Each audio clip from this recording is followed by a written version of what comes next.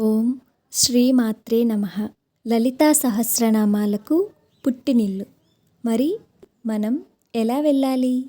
ఎక్కడ ఉంది ఈ క్షేత్రము? ఆ వివరాలన్నింటినీ ఈ వీడియోలో తెలుసుకుందాము. ప్రస్తుతం మేము కుంభకోణంలో ఉన్నాము. ఇది కుంభకోణంలో మాకు రెండవ రోజు. ముందు రోజు మేము దర్శించిన ఆలయాలను అన్ని వివరాలను ముందు వీడియోలలో ఉన్నాయి. రెండవ రోజు ఉదయం 7 గంటలకు కుంభకోణంలో టిఫిన్స్ చేసి బయలుదేరాము. ఇక అమ్మ ఆలయం ఎక్కడ ఉంది అంటే తిరుమేచూర్ అనే గ్రామం. ఆ గ్రామానికి మనం చేరుకోవాలి అంటే కుంభకోణం నుండి పేరాలం వరకు బస్సు ద్వారా వెళ్ళాలి. అక్కడి నుండి ఆటో మీద తిరుమేచూర్ చేరుకోవాలి. 7 గంటల 15 నిమిషాలకు కుంభకోణంలో పేరాలం బస్సు ఎక్కాము. ఈ పేరాలం బస్సులు అనేవి కుంభకోణంలో ఎక్కడ ఉంటాయి అంటే మనకి 2 బస్ స్టాండ్ల కింద ఉంటాయి. ఎడమవైపు ఉన్న బస్ స్టాండ్లో ఎడమవైపు ఉంటాయి ఈ పేరాలం బస్సులు. మీకు తెలియకపోతే అక్కడ ఎవరిని అడిగినా చెబుతారు. మనం తిరుమేచూరు వెళ్ళటానికి గంట సమయం పడుతుంది. 35 కిలోమీటర్లు. ఒక్కొక్కరికి టికెట్ ధర వచ్చి బస్సుకి 30 రూపాయలు. అక్కడ దిగాక మనకి పక్కనే ఆటోలు ఉంటాయి. ఆటో ఎక్కచ్చు. నలుగురికి 100 రూపాయలు తీసుకున్నారు. ఇంకొక విషయం ఏమిటి అంటే అక్కడ మళ్ళీ మీరు వెనక్కి రావటానికి ఆటోలు ఉండవు కాబట్టి మీరు ఏదైతే ఆటో మీద వచ్చారో వాళ్ళ ఫోన్ నెంబర్ తీసుకుని మళ్ళీ మీరు వెళ్ళిపోవాలి అనుకున్నప్పుడు ఫోన్ చేస్తే వాళ్ళు వస్తారు.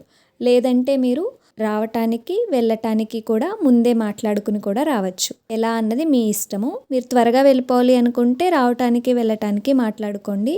లేదు కాసేపు అక్కడ ఉండాలి అనుకుంటే మాత్రం వాళ్ళ ఫోన్ నెంబర్ తీసుకుని అలా వెళ్ళండి. అప్పుడు మీరు వెళ్ళేటప్పుడు ముందుగా ఫోన్ చేస్తే వాళ్ళు వస్తారు. మనం పేరాలం బస్ దిగాక ఆటో ఎక్కాం కదా, 5 నుంచి 10 నిమిషాలు మాత్రమే పడుతుంది. 2 కిలోమీటర్ల దూరంలో ఉంటుంది. పచ్చని పంట చేనులను దాటుకుని ముందుకు వెళ్తూ ఉంటే సన్నని రోడ్ల మధ్యన పెంకిటిళ్ళ మధ్యన ఉంటుంది అమ్మ ఆలయం. ఈ ఆలయం తమిళనాడులోని తిరువారూర్ జిల్లాలో తిరుమేచూర్లో ఉంది. పరమేశ్వరుడు మేఘనాథ స్వామిగా, పార్వతీదేవి లలితాంబికగా కొలువై ఉన్నారు. ముందుగా మనం లోపలికి రాగానే ధ్వజస్తంభం కనిపిస్తుంది. ఎదురుగా ఉన్నది మేఘనాథ స్వామి ఆలయము, కుడివైపున ఉన్నది లలితాంబిక ఆలయం. ముందుగా మేము మేఘనాథ స్వామి ఆలయంలోకి వెళ్ళాము. ఇక్కడ ఈ ఆలయంలో ఎన్నో విషయాలను మనం చెప్పుకోవాలి. ఈ ఆలయంలో ఉన్న ప్రతి దాని వెనుక ఒక కథనం ఉంది. ఓపికగా వినండి. ఎందుకు అంటే మీరు వెళ్ళినప్పుడు అలా ప్రతి దానికి ఒక కథనం మీకు తెలిసినప్పుడు దాని విశిష్టత, ఆ అనుభవాన్ని మీరు పొందవచ్చు. ఇక ఈ ఆలయంలో 2 శివమూర్తులు, 2 పార్వతీమాతలు పూజలు అందుకోవటం విశేషం. ఇంకా ఈ ప్రదేశంలోనే సూర్యుడికి శాప విమోచనం కలిగింది. సూర్యుడి రథసారథి అయిన అరుణుని అవిటితనాన్ని సూర్యుడు హేళన చేయటంతో పాటు శివ పూజని అడ్డుకుంటాడు. శివుడు కోపంతో సూర్యుడిని కళావిహీనం కమ్మని శపించాడు. సూర్యుడు తన ప్రకాశాన్ని కోల్పోతాడు. శాప విమోచనం కోసం సూర్యుడు అర్థించగా 7 నెలలు శివపార్వతులను ఏనుగుపై అధిష్ఠింపచేసి మేఘాలపై నుంచి అర్చన గావించాలి అని, అప్పుడే శాపం నుంచి విముక్తి లభిస్తుంది అని తెలియచేస్తాడు. అదేవిధంగా ప్రతిరోజు సూర్యుడు పూజిస్తూ 7 నెలలు పూర్తి కాకముందే సూర్యుడు ఇంకా ఎన్ని రోజులు చేయాలి అంటూ నా ప్రకాశం ఎప్పుడు లభిస్తుంది అని శివుణ్ణి ప్రశ్నించగా అప్పుడు పార్వతీదేవి సూర్యుడికి ఇంకొక శాపం ఇవ్వబోతుంది.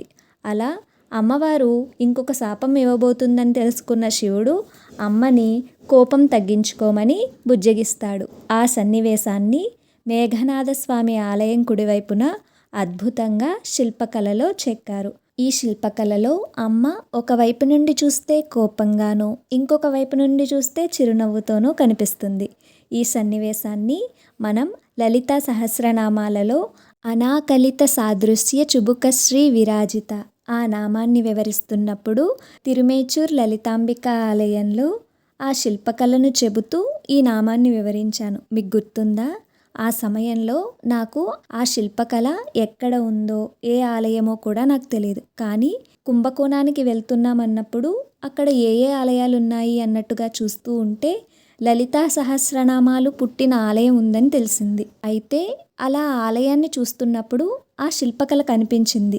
జీవితంలో లలితా సహస్రనామాలను అక్షరాలుగా చూసిన క్షణం నుండి వాటి అర్థాలను తెలుసుకుంటూ, అలానే ఆ లలితా సహస్రనామాలు పుట్టిన ప్రదేశం వరకు, అంటే ఇదంతా అమ్మ తానే చూపించిన దారిలా కనిపిస్తుంది. ఇక ఈ శిల్పకళ చూస్తే కనుక క్షేత్ర పురాణేశ్వరుడు అంటారనమాట. మేము వెళ్ళినప్పుడు చాలా తక్కువ రద్దీ ఉంది. ఇంకా అప్పుడే పంతులు గారు అలంకరణ చేస్తున్నారు. స్వామి సంకీర్తనలు పాడుతూ ఎంత ప్రశాంతమైన వాతావరణమో మాటలలో వర్ణించలేను. అలా అమ్మవారు యొక్క కోపాన్ని శాంతపరిచినట్లుగా ఇక్కడ ఈ శిల్పకళ తెలుపుతుంది. ఈ శిల్పకళను క్షేత్ర పురాణేశ్వరుడు అని అంటారు. ఆ తర్వాత సూర్యుడు క్షమించమని తన తప్పును తెలుసుకుని 7 నెలలు పూర్తి చేశాడు. అలా పాప విమోచనాన్ని పొందాడు. ఇక ఆలయ గోపురం చూసుకున్నట్లయితే అన్ని గోపురాలలా కాకుండా కొంచెం భిన్నంగా ఉంటుంది. దీనిని గజపృష్ఠ విమాన గోపురం అంటారు. అది మీరు చూస్తే ఎలా ఉంటుంది అంటే ఏనుగు వెనక భాగంలా కనిపిస్తుంది. సూర్యుడు ఏనుగుపై అమ్మను స్వామిని అధిష్ఠింపచేసి మేఘాలపై నుంచి పూజించాడు కదా, దానికి గుర్తుగా ఉన్నదే ఈ గోపురం. మీరు చూస్తే మీకు ఆ గోపురం అనేది తెలుస్తుంది. ఆ గోపురాన్ని చూసుకుంటూ వెళ్తూ ఉంటే మనకి ఆలయంలో 2 శివమూర్తులు ఉన్నారు అని తెలుసుకున్నాం కదా. ఒకరు మేఘనాథ స్వామి అయితే ఇంకొకరు సకల భువనేశ్వరుడు. ఆయనను కూడా దర్శనం చేసుకోండి. ఒకే ఆలయంలో 2 శివాలయాలు ఉండటం ఇక్కడ విశేషము. ఇక ఆలయంలో తప్పకుండా దర్శనం చేసుకోవాల్సిన ప్రదేశం ఒకటి ఉంది. ఇది శివాలయానికి పక్కనే ఉంటుంది. మహాలక్ష్మీదేవి శివపార్వతులతో పాటు మధ్యలో కాళికాదేవి 8 చేతులతో మహిషాసుర మర్దినిగా ఉంటుంది. ఆ అమ్మను దుర్గాదేవిగా సుఖమహర్షి స్తోత్రం గావించారు. ఈ సుఖమహర్షి ఎవరు అంటే వ్యాసుని కుమారుడు, చిలుక ముక్కు కలిగినవాడు. ఆ చిలుక రూపము ఇక్కడ అమ్మవారి చేతి దగ్గర చాలా చిన్నగా ఉంటుంది. మీరు గమనిస్తే కనిపిస్తుంది. ఇక్కడ నేను చూపిస్తున్నాను చూడండి. భక్తులు కోరుకునే కోరికలను కాళికాదేవి చిలుక ద్వారా లలితాంబికకు తెలియచేస్తుందట. అంటే మనం కోరుకునే కోరికలు ఏమైతే ఉంటాయో అవన్నీ కూడా ఇక్కడ చెప్పుకోవాలన్నమాట. ఇక్కడ ఈ చిలుక ద్వారా అమ్మవారికి చేరుతాయి. లలితాంబిక ఆలయం అనేది ఈ ఆలయానికి బయట ఉంటుంది. ఇంకా ప్రతినిత్యము కూడా చిలుకలు లలితాంబిక గుడి దగ్గర కనిపిస్తాయి. ఇంకా ఇక్కడ ఉన్న 12 నాగమూర్తులు. శివాలయంలో నవగ్రహాలు ఉండవు. 12 రాసులకు చిహ్నంగా 12 నాగమూర్తులు ఇక్కడ పూజలు అందుకుంటాయి. ఇక్కడ దీపాలను కూడా వెలిగించవచ్చు. ఇప్పుడు మా దర్శనం మేఘనాథ స్వామిని మేము ఎలా దర్శనం చేసుకున్నాము అంటే గుడి బయట కూర్చున్నాము. పంతులు గారు ఒక్కరే ఉన్నారనమాట. అక్కడ అమ్మవారి దగ్గర ఆయనే ఉన్నారు, ఇక్కడ ఆయనే ఉన్నారు. అక్కడ అయ్యాక ఇక్కడికి వస్తున్నారు. అందుకని మేము ఆయన వచ్చే వరకు బయట కూర్చుని ఉన్నాము. అలా కూర్చుని ఉంటే అక్కడ చిలుకలు కనిపించాయి. ఆ చిలుకలు మీరు గమనిస్తే అక్కడ ఒక గూడులా ఉంది. ఆ గూట్లోకి వెళ్తుందనమాట. బహుశా అక్కడ పిల్లల్ని పెట్టిందేమో. 15 నిమిషాల వరకు అక్కడే కూర్చున్నాము. 15 నిమిషాల తర్వాత పంతులు గారు వచ్చారు. లోపలికి వెళ్ళాము మేఘనాథ స్వామి ఆలయంలోకి. శివుడిక్కడ స్వయంభూ. ఇక్కడ అర్చనలు, అభిషేకాలు, ప్రత్యేక రోజుల్లో విశేష పూజలు జరుగుతాయి. ఇంకా షష్ఠి పూర్తి 60 సంవత్సరాల ఉత్సవాలను ఇక్కడ ఘనంగా జరుపుకుంటారు. ఆ శివుని ఆశీస్సులను అందుకుంటారు. ఇంకా ఏప్రిల్, మే నెలల్లో సూర్యకిరణాలు నేరుగా ఆలయంలోకి ప్రసరించి స్వామి చరణాలను తాకుతాయి. ఇక్కడ స్వామిని దర్శించుకుని అమ్మ దగ్గరికి వెళ్తున్నాము. అమ్మని చూసే ముందు ఆ ఆలయ చరిత్రను తెలుసుకుందాము. భండాసురుడు దేవతలను పీడిస్తుంటే దేవతలు అమ్మని ప్రార్థించగా జ్ఞానమనే అగ్నికుండం నుండి అమ్మ ఉద్భవించినది. శ్రీమాత శ్రీ మహారాజ్ని శ్రీమత్ సింహాసనేశ్వరి చిదగ్నికుండ సంభూత దేవ కార్య సముద్యత. అలా అమ్మ శ్రీచక్రాన్ని అధిష్ఠించి వారాహిమాత, శ్యామలాదేవి, నిత్యదేవతలు అందరితో కలిసి ఆ భండాసురుణ్ణి, వాడి శూన్యక నగరాన్ని హతమనర్చింది.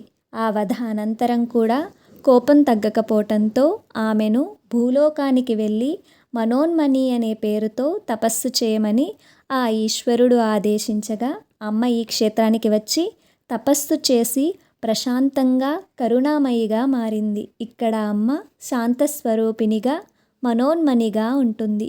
ఆ ప్రశాంత రూపము మన మనస్సుకు ఎంతో ప్రశాంతతను కలిగిస్తుంది. అది స్వయంగా ఇక్కడ అనుభూతిని మనం పొందవచ్చు. ఇక హయగ్రీవుడు లలితాదేవి భక్తుడు. లలితా సహస్రనామ మహత్యాన్ని హయగ్రీవుడు అగస్త్య మహర్షికి తెలియచేశాడు. అలా తెలియచేసినప్పుడు లలితా సహస్రనామ పారాయణకు అనువైన స్థలం కూడా తెలియచేయమని హయగ్రీవుణ్ణి అడిగాడు. హయగ్రీవుడు భూలోకంలో మనోన్మణి రూపంలో సౌందర్య నాయకి విరాజిల్లుతుందని అగస్త్యునికి తెలియచేశారు. అలా తర్వాత అగస్త్యుడు తన పత్ని లోపాముద్రతో కలిసి ఈ క్షేత్రం తిరుమేచూర్కి వచ్చి అమ్మ సన్నిధిలో లలితా సహస్రనామ పారాయణతో పాటు లలితా నవరత్నమాల పారాయణ గావించాడు. అలా లలితా సహస్రనామాలకు పుట్టినిల్లు అయింది ఈ క్షేత్రం. ఇక అమ్మ దర్శనానికి శుక్రవారం నాడు అమ్మ తీసుకువచ్చింది. ముందుగా లోపలికి వెళ్ళినప్పుడు బయట మనకి నిత్య దేవతలు ఉంటారు. కామేశ్వరి, భగమాలిని, నిత్యగ్లిన్న, భేరుండ, వహ్నివాసిని, మహావజ్రేశ్వరి, శివదూతి, త్వరిత, కులసుందరి, నిత్య, నీలపతాక, విజయ, సర్వమంగళ, జ్వాలామాలిని, చిత్ర 15 మంది నిత్య దేవతలు అమ్మ మధ్యలో బిందు స్థానంలో ఉంటుంది. అలానే ఇక్కడ కూడా నిత్య దేవతలందరూ ఉంటే గర్భగుడిలో బిందు స్థానంలో అమ్మవారు ఉంటారు. అమ్మను చూస్తే నిజంగా అక్కడ కూర్చున్నట్టే కనిపిస్తుందన్నమాట. అంత జీవకళతో ఉంటుంది. మనం లలితా సహస్రనామాలలో అమ్మ ఎలా ఉంటుందని తెలుసుకున్నామో అలానే ఉంటుంది.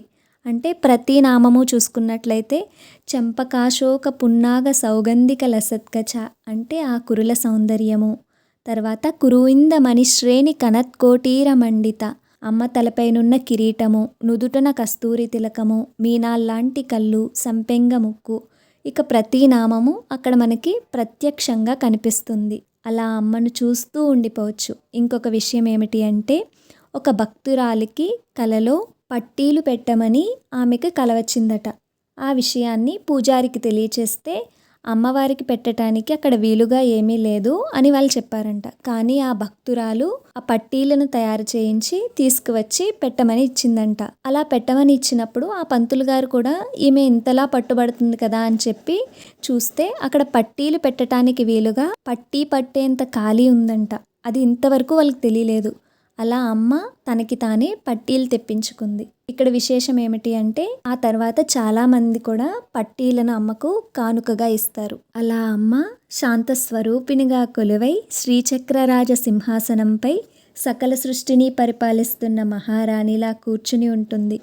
అమ్మ లలితాసన భంగిమ అంటే ఒక కాలు సింహాసనంపై మడిచి మరొక కాలు క్రిందకు, అలా అమ్మ అత్యంత సుందరంగా రాజసంగా కూర్చుని కనిపిస్తుంది. భక్తులకు అభయమిస్తూ అభయముద్రలో టీవీగా మహారాణిలా ఆసీనురాలై చిరుమందహాసంతో కలకలలాడే మోముతో దర్శనమిస్తుంది. అలా లలితాంబిక కొలువైన ఆలయ ప్రాంగణంలో అమ్మ ముందు కూర్చుని లలితా సహస్రనామాలు పుట్టినిల్లులో ఒక్కసారైనా లలితా సహస్రనామ పారాయణ చేసి అమ్మను మనస్ఫూర్తిగా దర్శనం చేసుకోవాలి. అలా లలితా సహస్రనామాలు, లలితా రత్నమాల పారాయణ చేసేవారికి సకల సౌభాగ్యాలు కలుగుతాయని భక్తుల విశ్వాసము. అలా అమ్మను దర్శనం చేసుకుని లలితా సహస్రనామ పారాయణ చేసుకున్నాము. తర్వాత ధ్వజస్తంభం దగ్గర ఒత్తులు వెలిగించుకున్నాము. ఇంకా అమ్మ ఆలయం చుట్టూ ఇలా కనిపిస్తుంది. పక్కన ఒక ఆలయంలో కూడా కనిపించింది. ఆలయానికి ఎదురుగా పచ్చని వాతావరణము, పూల మొక్కలతో ఎంతో ప్రశాంతమైన వాతావరణంతో నిండి ఉంటుంది. ఇంకా ఏమిటి అంటే ఇక్కడ నెయ్యితో చేసిన అభిషేకము అంటే అన్నవడై లేదా అన్న పావడై అనే ప్రత్యేకమైన నైవేద్యము. దీనిని దసరా నవరాత్రుల్లో పెడతారు.